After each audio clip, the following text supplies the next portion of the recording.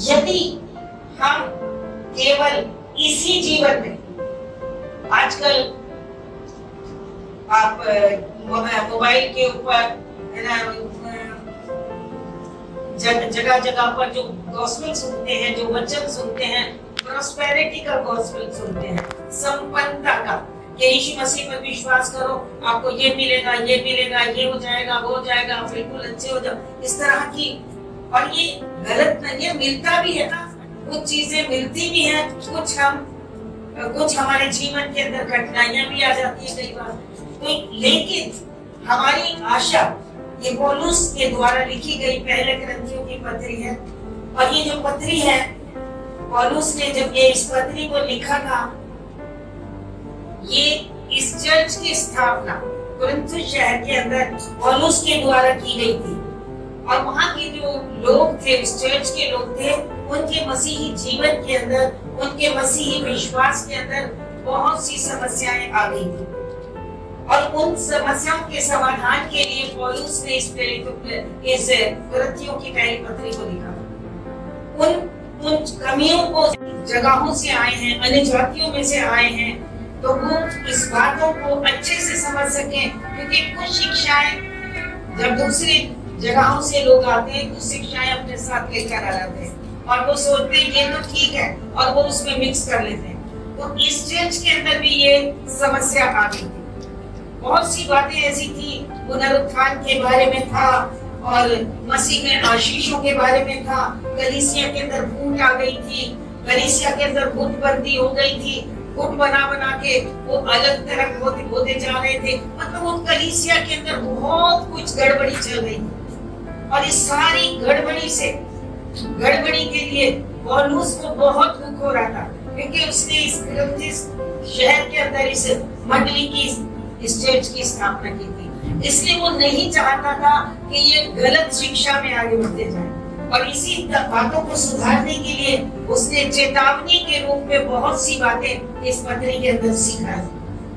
और ये जो कुरिन्थुस शहर था, ये एक इंटरनेशनल मार्केट थी, अंतरराष्ट्रीय, है ना, वहां पर हर जगह के लोग आते थे, और ये बहुत ही व्यापार की जगह थी, संपन्नता की जगह थी। लेकिन इनके जीवन जो थे, ये एक बदनाम शहर भी था, अनैतिकता थी इनके जीवन के अंदर, इनका चाल चलन के अंदर अच्छा नहीं था, अनैतिकता थी।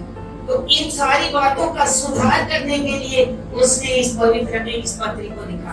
पवित्र आत्मा के दानों के बारे में लिखा, और पुनरुत्थान के बारे में लिखा, और अपनी कि कैसे हम इनका समाधान कर सकते हैं, ये सारी बातों का इसने उसने वर्णन किया। तो थोड़े समय में ये सारी बातों को हम देखेंगे। परमेश्वर का धन्यवाद हो, उसके नाम की महिमा हो। क्योंकि हम जब हमने यीशु मसीह को ग्रहण किया, तो हमारी आशा यीशु मसीह में केवल इसी जीवन की में सीमित नहीं होनी चाहिए कि हमें एक अच्छा घर मिल जाए, अच्छी गाड़ी मिल जाए, अच्छा हमारा परिवार हो जाए, हमारे बच्चे अच्छे पढ़ लिख जाएं। ये सब मत्ती 6:33 में लिखा है, पहले उसके राज और धार्मिकता की खोज करो, तो ये सब कुछ तुम्हें मिल जाएगा। पहले कुरिन्थुस की पत्री में वो क्या समझा रहा कि पहले उसकी धार्मिकता की खोज करो, पहले उसके राज की खोज करो, ये सब कुछ तुम्हें मिल जाएगा जो तुम्हारे जीवन की आवश्यकता है। जब हमने मसीही घराने में जन्म ले लिया, हमें उसके खाने पहनने की फिक्र करने की जरूरत नहीं है, वो परमेश्वर जरूर हमें देगा। हमारा पिता, स्वर्गीय पिता जानता है मेरे बच्चे हैं, इन्हें सुबह उठ के भूख लगेगी, इन्हें प्यास लगेगी, इन्हें पानी की जरूरत है, इन्हें खाने की जरूरत है, इन्हें सुबह अच्छे ब्रेकफास्ट की, वो सब कुछ जानता है। जब एक माता पिता शारीरिक सब कुछ जानते हैं, क्या वो नहीं जानता? वो हर चीज जानता है। हालेलुया। इसलिए आपने क्या करना, पहले उसके राज और धार्मिकता की खोज करो, तो ये सब कुछ तुम्हें मिलता जाएगा। हालेलुया। परमेश्वर का धन्यवाद करते हैं उसके नाम के। लेकिन हमारी आशा यीशु मसीह में इसी जीवन के लिए नहीं है। अगर हमारी आशा केवल इसी जीवन के लिए है, तो बाइबल इस बात को पौलुस या पवित्र आत्मा की अगुवाई में बता रहा है, हम सब मनुष्यों से अधिक अभागे हैं। हम अभागे लोग हैं अगर हमारी आशा केवल इसी जीवन के लिए है, लेकिन हमारी आशा यीशु मसीह में इसी जीवन के लिए नहीं है। इस जीवन की तो चीजें मिल ही जाएंगी, लेकिन एक वचन पढ़ेंगे कोलोसियों चैप्टर 3 और उसके 1 से 4 वचन तक ऊंचे स्वर के साथ पढ़ दीजिए। अतः जब तुम मसीह के साथ जिलाए गए, मसीह के साथ तुमने बपतिस्मा लिया, मसीह के साथ तुम जिंदा हुए, जी उठे। पहले पापों के अंदर मरे पड़े थे, लेकिन जब तुम मसीह के साथ जिलाए गए तो स्वर्गीय वस्तुओं की खोज में तो काय की खोज में रहो, स्वर्गीय वस्तुओं की खोज में रहो। दुनिया की चीजों की खोज में ना रहो, दुनिया के पीछे ना दौड़ो, बल्कि अब जब हमने मसीह को ग्रहण कर लिया, उसके साथ जिलाए गए, उसके साथ नया जीवन मिल गया, तो स्वर्गीय वस्तुओं की खोज में रहो। यानी बाइबल पढ़ते रहो, प्रार्थना करते रहो। भाई वचन को पढ़ेंगे जभी तो हमारी खोज में हमें नए नए वचन मिलेंगे, नई नई आशीष मिलेगी। आगे जहाँ मसीह बैठा हुआ है, विद्यमान है और परमेश्वर के दाहिनी ओर बैठा है, वहाँ की फिक्र किया करो, वहाँ की चिंता करो कि मैं वहाँ कैसे पहुँचूंगा। पृथ्वी पर की नहीं परंतु स्वर्गीय वस्तुओं पर ध्यान लगाओ। स्वर्गीय वस्तुओं पर ध्यान लगाओ, क्योंकि तुम तो मर गए, क्योंकि तुम जो थे मर चुके हो। जब तुमने बपतिस्मा लिया, पुराने जीवन से डेड हो गए, मर गए। जब मर जाता है इंसान तो उसे कोई पुरानी चीजें याद थोड़ा रहती है, वो तो खत्म हो गया, वो तो डेड हो गया। अगर हमने बपतिस्मा लिया, पापों से पश्चाताप किया, अगर सच्चाई से हम पुराने जीवन से पूरी रीति से दफन हो गए, जब यीशु मसीह मेरे जीवन में आया, मुझे अपने बारे में पता है, मेरा पुराना जीवन मर गया, खत्म हो गया है। हम ये क्या कहते थे कि जब से प्यारा यीशु आया, मेरा जीवन बदल गया। जब से मैंने है उसे है पाया, मेरा जीवन बदल गया। हाँ जी, आगे बढ़िए। तुम तो मर गए और तुम्हारा जीवन मसीह के साथ परमेश्वर में छिपा हुआ है। और तुम्हारा जो जीवन है मसीह के साथ परमेश्वर में छिपा हुआ है। यीशु मसीह क्रूस पर लटका हुआ है, और हम भी जब पापों की क्षमा मांगी, अपने पापों से पश्चाताप किया, हम भी उसके साथ क्रूस के ऊपर टंग गए। यानी हमारे हाथ कीलों से जड़े गए, हमारे पांव में कीलें ठोकी गई, हम उसके साथ क्रूस के ऊपर दफन हो गए। हम भी पुराने जीवन से टंग गए, है ना। हमने इस पर विश्वास किया, है ना। यीशु मसीह हमारे सारे पापों को लेकर क्रूस पर चढ़ गया। हम भी आत्मा में उसके साथ हम चढ़ गए। यानी हमारे हाथ ये पुराने हाथ नहीं रहे, जो पुराने हाथ मारपीट करने वाले, नशे करने वाले, गलत काम करने वाले, अब ये हाथ आशीषित हाथ हो गए, है ना। ये बरकत वाले हाथ हो गए। हमारे पांव गलत स्थानों पर नहीं, क्योंकि यीशु मसीह के साथ ये भी क्रूस के ऊपर टंग चुके हैं। हमारा पूरा शरीर जब क्रूस पर टंग गया, पुराना जीवन खत्म हो गया, डेड हो गया। तुम तो मर गए और तुम्हारा जीवन मसीह के साथ परमेश्वर में छिपा हुआ है। जब मसीही जो हमारा जीवन है प्रकट होगा, तब तुम भी उसके साथ महिमा सहित प्रकट किए जाओगे। और जब मसीह जो हमारा जीवन है प्रकट होगा, हम मृतक थे, मरे हुए थे पापों के अंदर। जब आदम और हव्वा ने पाप किया था, परमेश्वर ने कहा था जिस दिन ये फल खाओगे तो क्या हो जाओगे, मर जाओगे। तो जब उन्होंने वो फल खाया तो वो मरे, शारीरिक रीति से अब भी खड़े थे, लेकिन आत्मा मर गई। आत्मा जो थी, जिसका संबंध परमेश्वर के साथ था, हर रोज परमेश्वर से मिलते थे, जुलते थे, बातचीत करते थे, उसके चेहरे को देखते थे। लेकिन जब उन्होंने पाप करा, जब आज्ञा को तोड़ा, आज्ञा को तोड़ना हम छोटी सी बात समझते हैं, बच्चे अपने माँ बाप की आज्ञाओं को तोड़ते हैं। आज्ञा को तोड़ना सबसे भयंकर पाप है भाई। परमेश्वर के वचन को तोड़ना, उसकी आज्ञाओं को ना मानना सबसे भयंकर पाप है। अपने माँ बाप की आज्ञाओं को तोड़ना ये सबसे बड़ा पाप है। यही तो करा आदम और हव्वा ने, और आज सारा संसार परमेश्वर के वचन में लिखा है सबने पाप किया और परमेश्वर की महिमा से नहीं है। वो पाप सब में ट्रांसफर होकर चला गया। परमेश्वर का धन्यवाद हो। और जब मसीह हमारा जीवन है प्रकट होगा, तब तुम भी उसके साथ महिमा सहित प्रकट किए जाओगे।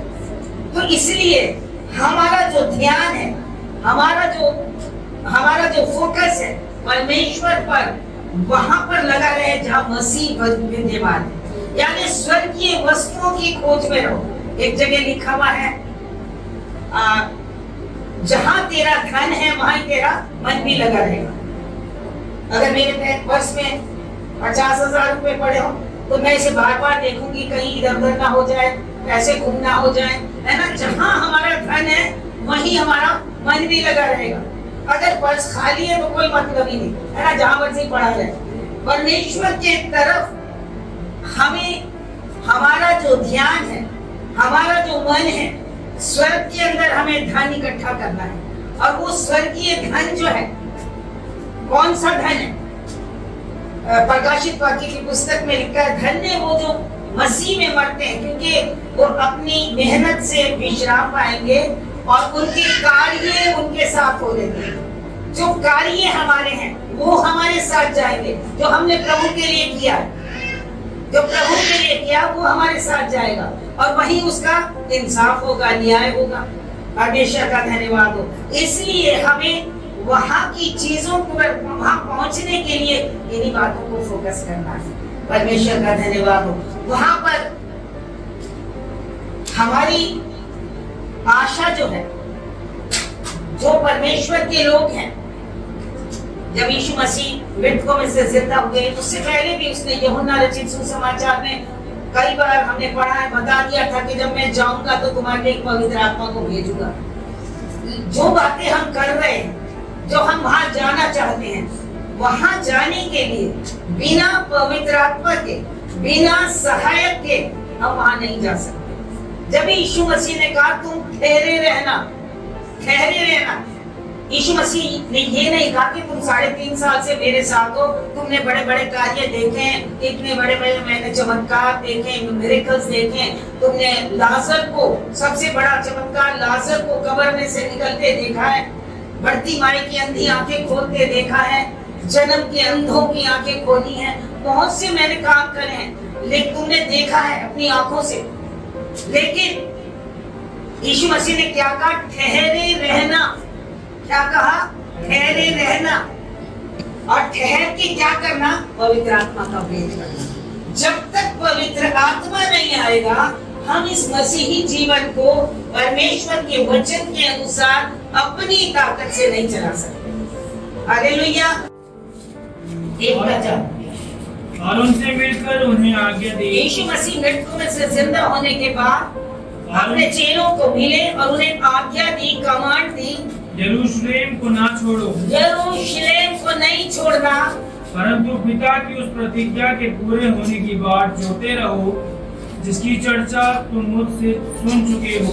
आगे भी, क्योंकि यूहन्ना ने तो पानी में बपतिस्मा दिया है, परंतु थोड़े दिनों के बाद तुम पवित्र आत्मा से बपतिस्मा पाओगे। यरूशलेम को ना छोड़ो, उसने उनसे मिलकर उन्हें आज्ञा दी, कमांड दी कि यरूशलेम को नहीं छोड़ना, अभी यहीं रहना है। तुम सब कुछ तो देख चुके हो, तुम ट्रेन तो हो चुके हो, तुमने ट्रेनिंग तो कर ली है, लेकिन अब उस ट्रेनिंग को पवित्र आत्मा की अगुवाई में आपने इस्तेमाल करना है।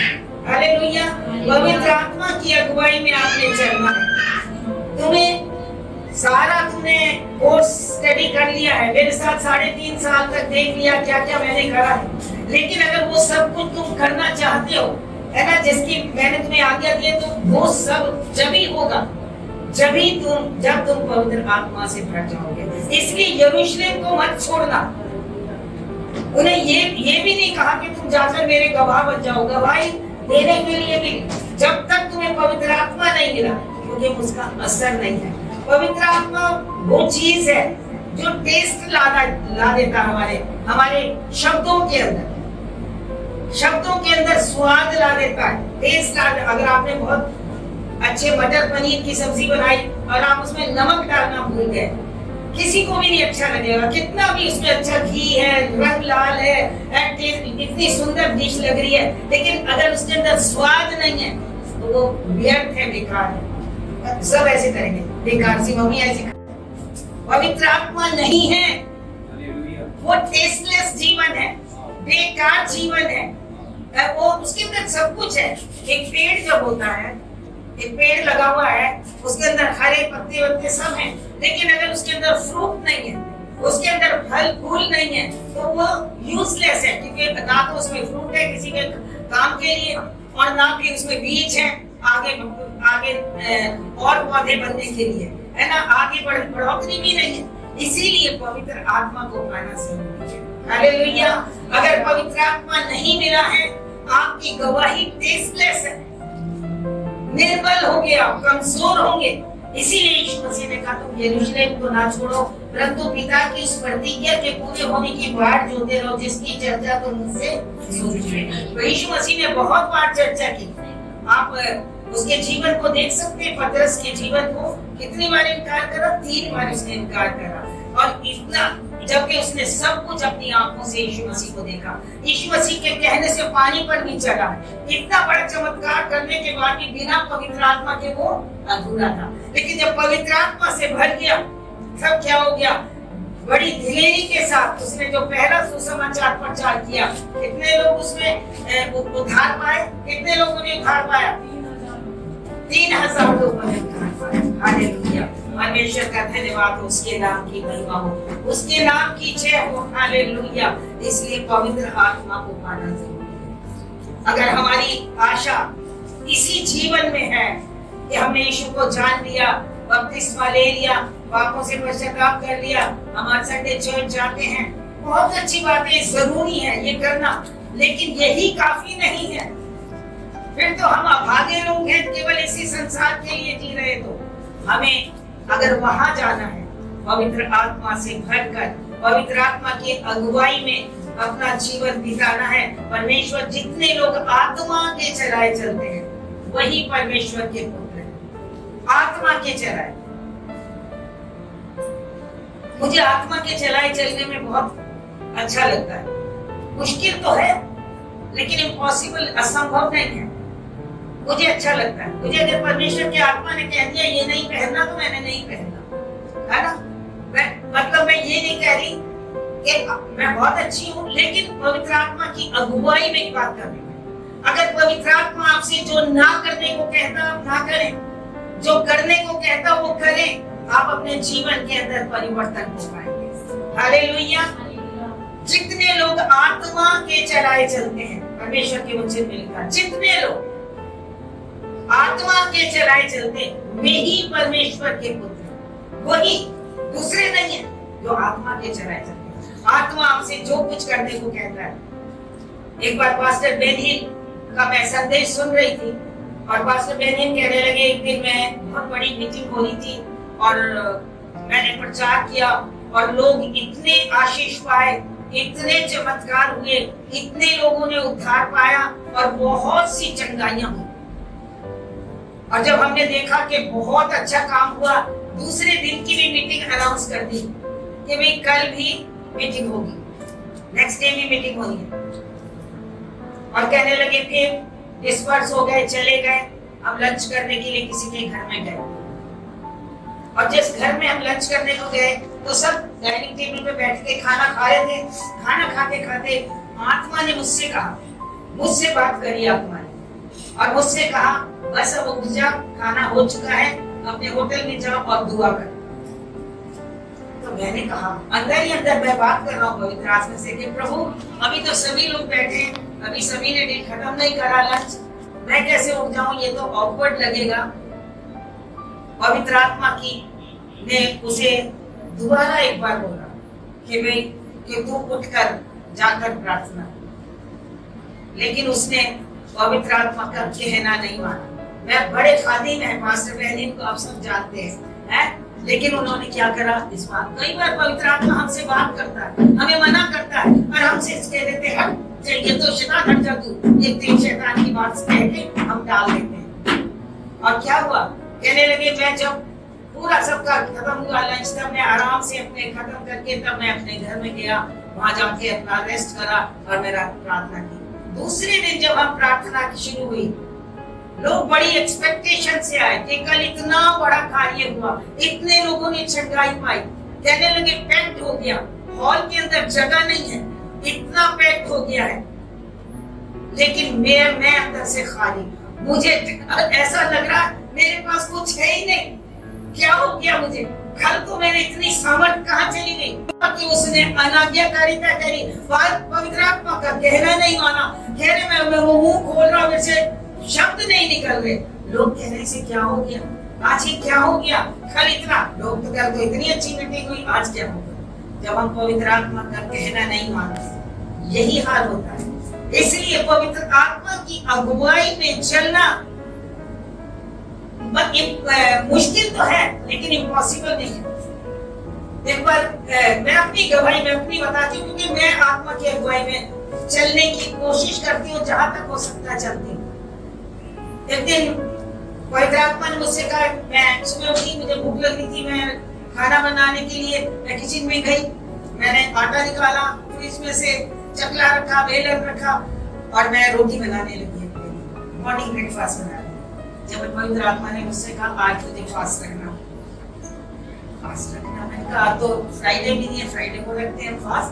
मैंने कहा प्रभु अंदर ही अंदर में बात करें, क्योंकि मुझे बहुत जोर से अब तो भूख भी लग रही है, अब मैं कैसे फास्ट रखूं? लेकिन पवित्र आत्मा ने जो कहा कि तुझे आज फास्ट रखना, मैंने क्या करा, ठीक है मैंने कहा प्रभु, मैंने बंद करा सब कुछ, फ्रिज में रखा आटा, चकला बेलन हटाया, जाके प्रार्थना। उस दिन उपवास है। दूसरे दिन की मीटिंग में इतना परमेश्वर ने इस्तेमाल करा। हम जब पवित्र आत्मा का कहना माने, हालेलुया, जब आप कहना मानोगे, आप मान कर देखना, वो आपकी इच्छा के विरुद्ध होगा जो आपको करने के लिए पवित्र आत्मा कहेगा, क्योंकि आपका शरीर जो है वो नहीं करना चाहेगा। पौलुस क्या कहता, मैं अपने शरीर को मारता, कूटता और वश में रखता हूँ।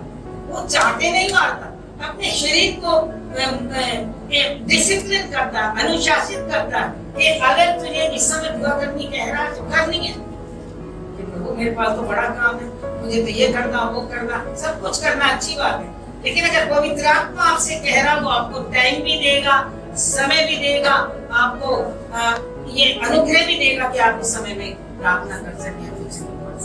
हालेलुया, परमेश्वर का धन्यवाद। इसलिए जो लोग आत्मा के चलाए चलते हैं, इसीलिए लिखा वहां पर है ना, रोमियो की पत्री के अंदर लिखा है कि जो लोग आत्मा के चलाए चलते हैं वो ही परमेश्वर के पुत्र हैं। जबकि परमेश्वर का आत्मा तुम में बसता है, परमेश्वर का आत्मा जबकि तुम में बसता है, तो तुम शारीरिक दशा तो में फिर तुम शारीरिक नहीं हो, शारीरिक दशा में नहीं हो, परंतु आत्मिक दशा में हो। यदि किसी में मसीह का आत्मा नहीं तो वह उसका जन नहीं। अगर पवित्र आत्मा नहीं है, मसीह का आत्मा नहीं, तो वो मसीह का जन है ही नहीं। हाँ, और आगे आप पढ़िए 14 वचन। इसलिए कि जितने लोग परमेश्वर की आत्मा के चलाए चलते हैं वे ही परमेश्वर के पुत्र हैं। जितने लोग आत्मा के चलाए चलते हैं, परमेश्वर के 1:12 में लिखा, यूहन्ना के जितनों ने यीशु मसीह को ग्रहण किया, उसने उन्हें परमेश्वर की संतान होने का अधिकार दे दिया। अधिकार तो मिल गया, लेकिन संतान वो है, लेकिन पुत्र कौन है? जो परिवार के अंदर जो आत्मा के चलाए चलते हैं। घराने में पैदा तो सभी हो गए, लेकिन अब सारे विश्वासी हैं, अब जो उसके घराने में पैदा हो गए, लेकिन एक पुत्र ऐसा भी होता है जिसे पिता अधिक प्यार करता है, जो उसकी हुक्म मानता है, जो उसका कहना मानता है, जो उसकी आज्ञाओं पर चलता है। हालेलुया, परमेश्वर का धन्यवाद हो उसके नाम। जितने लोग उसकी आत्मा के चलाए चलते हैं, 8:14, रोमियो 8:14। इसलिए कि जितने लोग परमेश्वर की आत्मा के चलाए चलते हैं वे ही परमेश्वर के पुत्र हैं। आत्मा के चलाए चलते, जो आत्मा आपसे करने को कहता है, तब आप परमेश्वर के पुत्र हैं, है ना। संतान तो पैदा हो गए, अब संतान तो सारे हैं, लेकिन जो रियल पुत्र है ना, जो अच्छा बेटा है, दोनों बेटे उस पिता के हैं, लेकिन एक बेटा क्या है, पश्चाताप करके आया है, पिता की आज्ञाकारिता में रहना चाहता है। और अब उसे ये उसकी शौक नहीं है कि मैं बहुत बड़ा पिता का पुत्र कहलाऊं। उसको क्या शौक है कि मैं केवल मुझे एक सर्वेंट की तरह ही रख ले, एक नौकर के समान ही रख ले। अब उसकी वो सारी निकल गई, जो उसके अंदर ईगो थी वो सब निकल गई। अब तो कह रहा मुझे एक नौकर की तरह ही रख ले प्रभु। और दूसरा जो घर में है वो नाराज हो रहा है, इसको दोबारा से घर में बुला लिया, वो पसंद नहीं कर रहा उसे। वो कह रहा है ये तो बिगड़ा हुआ है, ये तो खराब है, ये तो ऐसा है। और वो क्या कर रहा है, घर में भी नहीं आना चाह रहा। पिता ने कहा जो कुछ मेरा वो सब तेरा ही तो है, ये भी खो गया था, ये भी आ गया, इसको भी रिसीव कर ले, इसको भी ग्रहण कर ले। परमेश्वर का धन्यवाद हो उसके नाम की में। जितने लोग आत्मा के चलाए चलते हैं वही परमेश्वर के पुत्र है। हालेलुया। अनुग्रह दे परमेश्वर हमें, हम आत्मा के चलाए चले और आत्मा के दानों और वरदानों से हमें परमेश्वर भरपूर करना चाहता है।